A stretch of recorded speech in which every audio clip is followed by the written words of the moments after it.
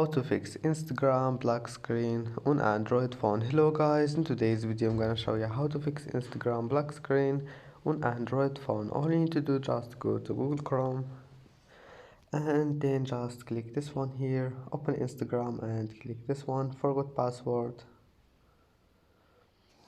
and then just type here your username and now click this one, send login link.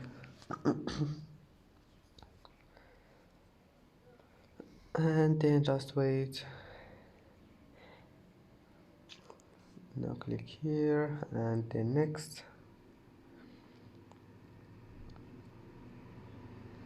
and now just go to your Gmail here